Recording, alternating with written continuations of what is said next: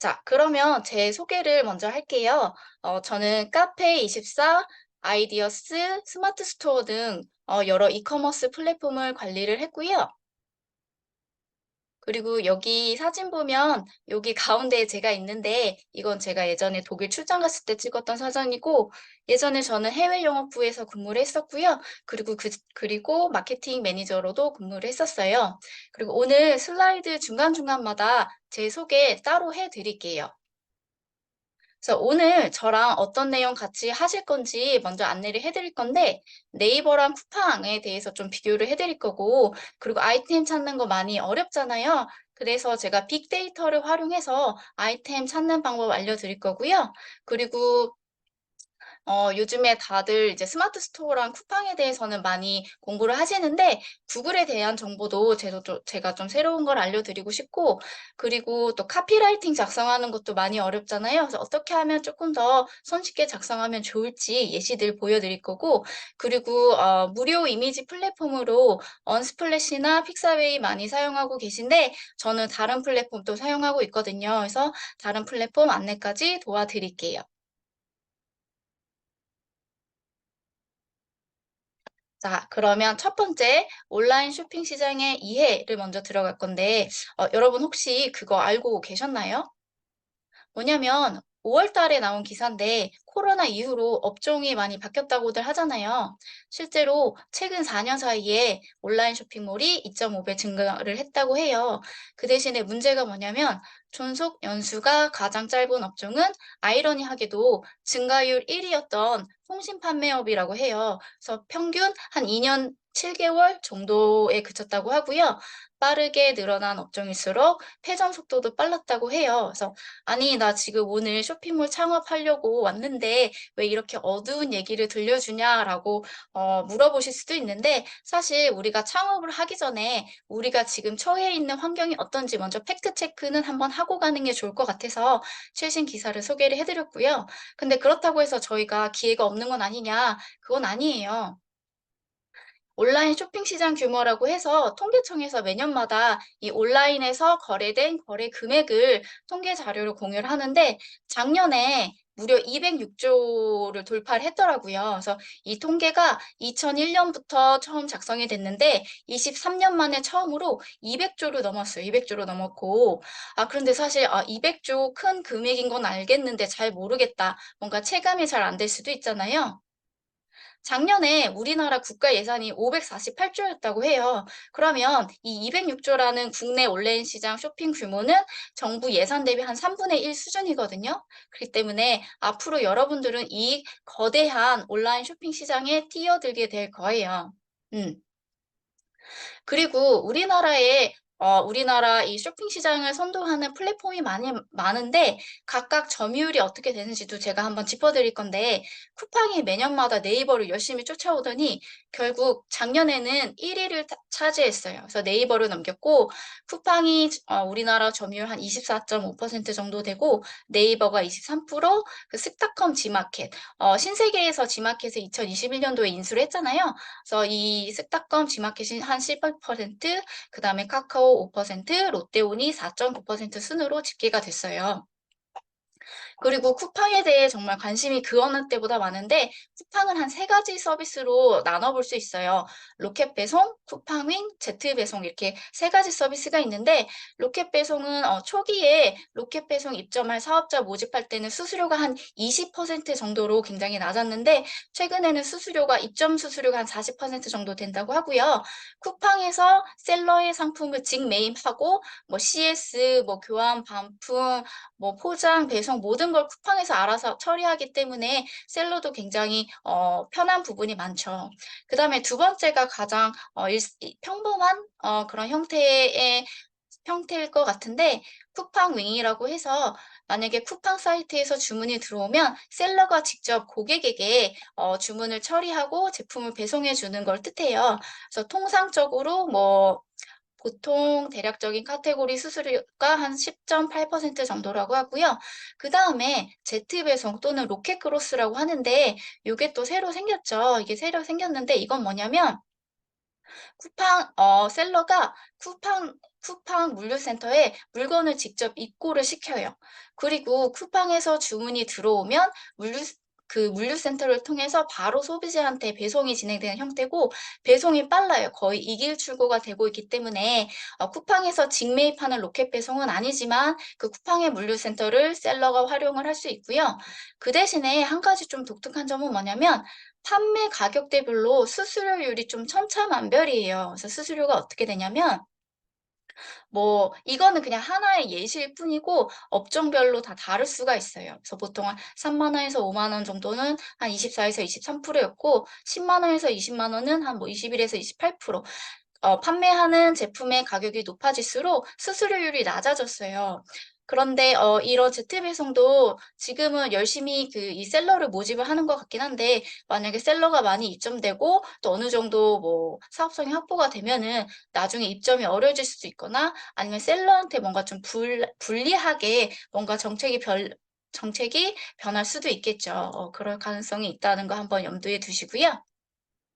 그리고 보시면 네이버 스마트 스토어 아이디어스, 카카오톡 선물하기, 카카오톡 스토어, 쿠팡 관련된 수수료 자료표인데, 제가 사전에 전자책을 통해서 수수료율에 대해서는 사전에 어느 정도 설명을 드렸고, 오늘은 어떤 내용을 설명을 드릴 거냐면, 네이버 스마트 스토어는 홈페이지에 수수료가 투명하게 공개가 되어 있어요. 그 대신에 카카오톡 선물하기 같은 경우는 홈페이지나 아니면 뭔가 알려진 그런 수수료 정보가 없다고 제가 전자책에서 말씀을 드렸는데, 그 대신에 이런 얘기가 있더라고요. 뭐 카테고리별로 수수료가 조금씩 차이가 있긴 한데, 뭐 어떤 업종은 15%, 어떤 업종은 20%, 또 뷰티 같은 경우는 한 30% 정도 된다고 해요.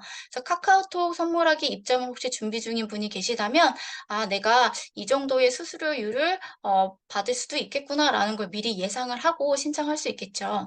그래서 카카오톡 선물하기 같은 경우는 먼저 입장 신청을 한 다음에 그다음에 승인이 나면 담당 MD로부터 카테고리 수수료를 그다음에 이제 안내를 받는 형태를 취하고 있고요. 그리고 고객분들한테 다 무조건 무료 배송을 좀 제공해 줘야 되는 그런 시스템이 있어요. 그런데 이렇게 보여지는 수수료 외에 우리가 또 신경 써야 되는 부분이 뭐냐면, 바로 배송비 수수료예요. 배송비 수수료.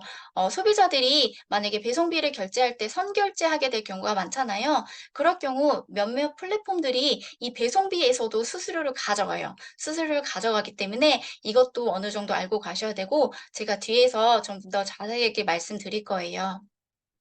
그리고 저희가 또 하나 신경 써야 될 게 뭐냐면 부가세인데, 네이버 스마트 스토어 같은 경우는 매출 연동 수수료, 주문 관리 수수료 이 부분에 다 이미 부가세 10%가 포함이 되어 있어요. 근데 예를 들어 아이디어스 같은 경우는 내가 만약에 일반 작가고 22% 수수료를 적용받고 있다고 하면 여기에 또 수수료가 또 별도로 붙게 되거든요. 그렇기 때문에 여러분들이 플랫폼에 입점을 할 때는 배송비에도 수수료가 어떤 플랫폼은 붙을 수가 있고, 부가세 역시도 플랫폼 성격에 따라 별도일 수도 있고 포함일 수도 있다는 거, 이거를 어느 정도 알고 가시면 좋아요.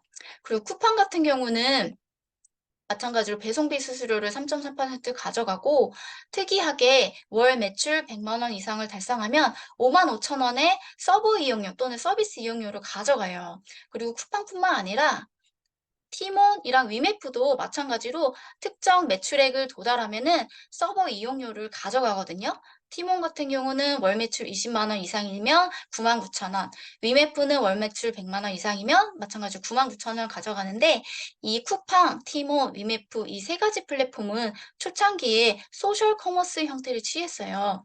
소셜 커머스는 뭐냐면, 사람이 많이 모이면 모일수록 가격이 다운되는 그런 형태의 딜, 핫딜처럼 그런 형태를 취했는데, 그래서 사람이 많이 몰리면 뭐 트래픽이 뭐 증가한다 이렇게 해서 그런 면목으로 서버 이용료를 받았는데, 그게 계속 유지가 되고 있는 것 같고, 그리고 그런데 사실상 요즘에 소셜 커머스들은 힘이 많이 없어졌잖아요. 예전에 그 기능을 상실한 지가 좀 됐기 때문에 일반적인 오픈마켓 성격을 띠고 있다고 볼 수도 있어요.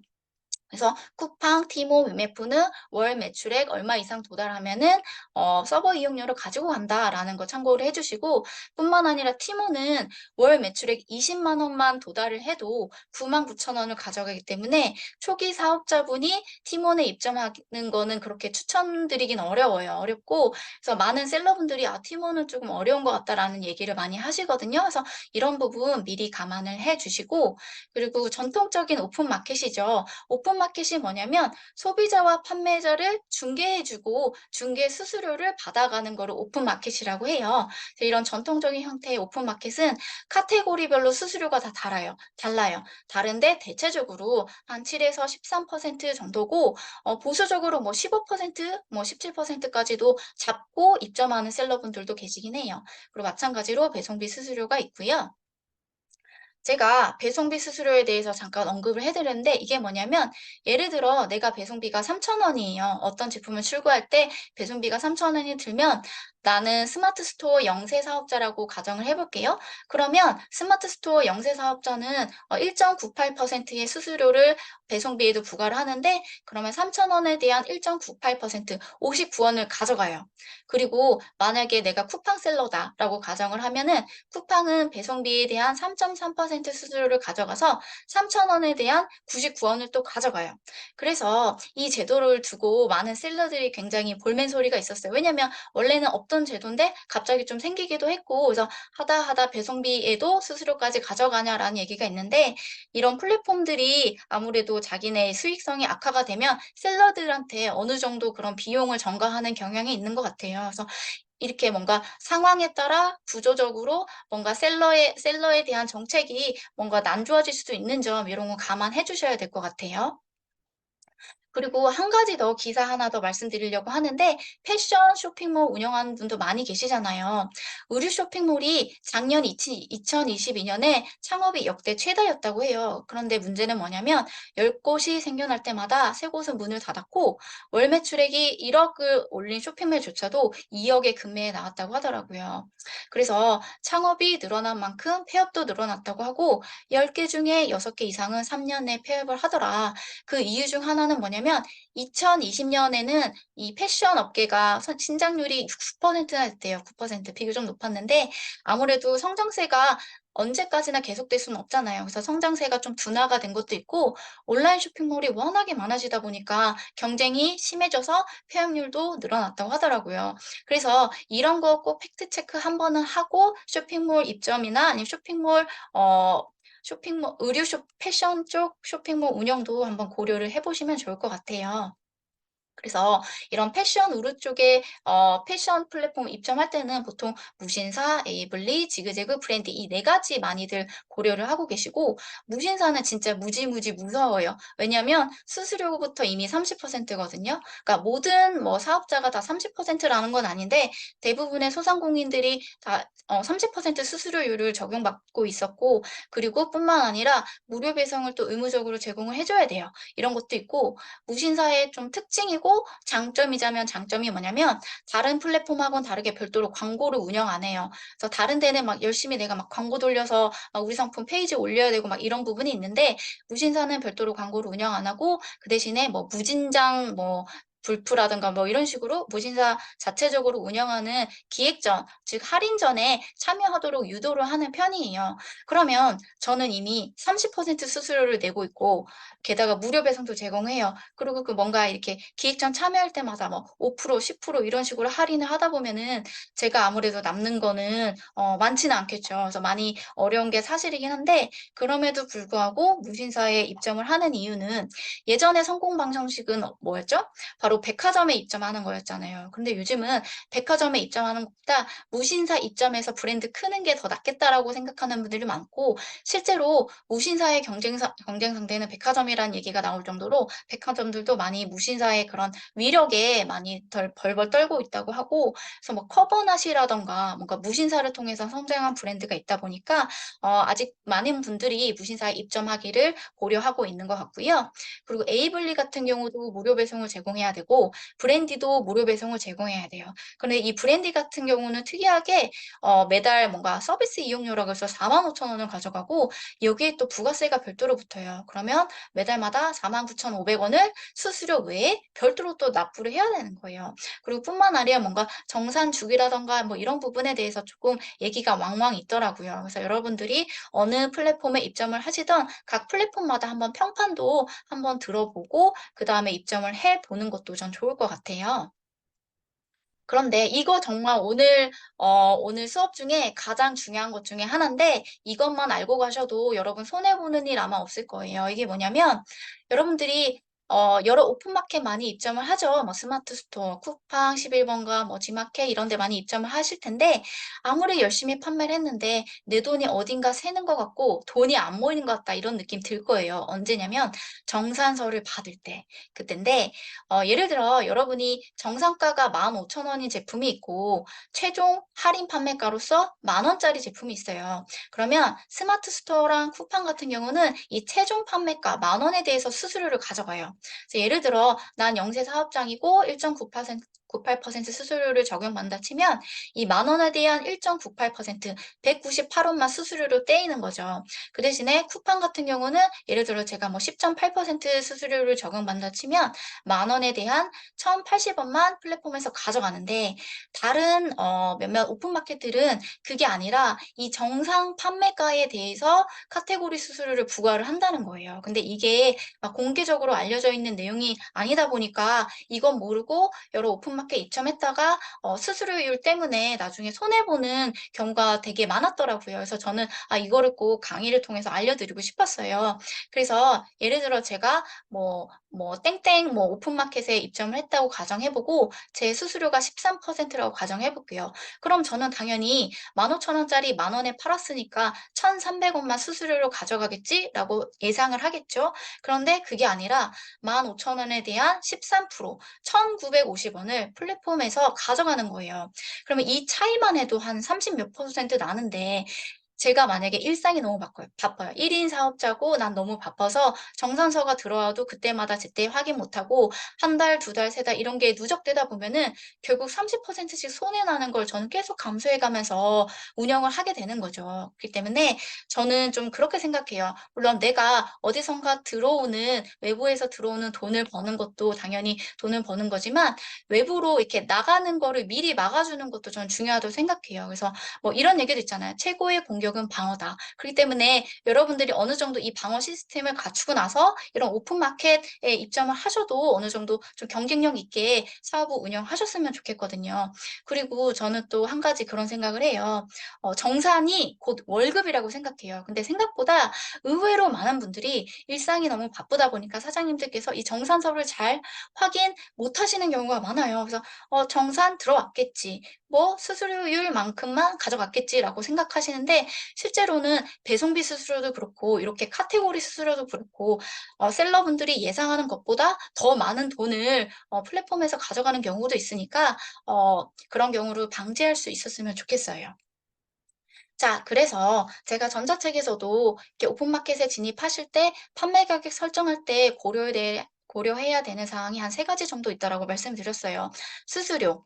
그래서 방금 말씀드린 것처럼 이 수수료가 정상가 기준에서 가져가는 건지 아니면 최종 판매가 기준으로 부과가 되는 건지 꼭 확인해 주시고, 그 다음에 부가세가 포함인가 아닌가 하는 것도 꼭 확인을 해주시고 그다음에 배송비도 수수료를 가져가는지 아니면 뭐 카카오톡 선물하기나 무신사처럼 무료 배송을 필수로 제공해야 하는 곳인지 또 체크를 해주시고 그다음에 저는 두 가지만 더 또 추가를 하고 싶은데 이게 뭐냐면 아이디어스 같은 경우는 요즘에 사실 핸드메이드 제품이 굉장히 많잖아요. 뭐 화장품, 뭐 아니면 패션, 뭐 주얼리 등등 뭐 어떻게 보면 핸드메이드가 아닌 제품이 없을 정도인데 아이디어스 같은 경우는 기획전에 한번 참여하면 한 번 참여했던 제품은 두 달 내에 다른 기획전에 참여를 못해요. 그렇기 때문에 기획전 참여하는 게 어느 정도 제약이 있어서 여러분들이 이런 할인전이나 기획전에 참여할 만한 또 만약에 마진이 어느 정도 확보된 제품이면 더 좋고요. 이런 상품을 조금 더 다양하게 라인업 해놓으면 좋을 것 같고 그리고 이것도 플랫폼마다 워낙 천차만별이긴 한데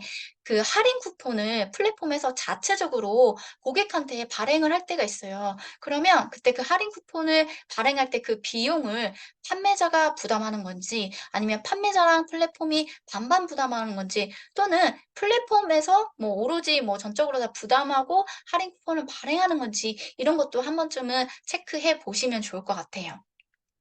그리고 마지막으로 하나 더 드리고 싶은 게 뭐냐면 이런 수수료라든가 각종 정책은 해당 플랫폼 상황에 따라서 수시로 변할 수 있기 때문에 정확한 건 반드시 제가 아니라 어디 플랫폼 통해서 꼭 확인해 보시길 바랄게요.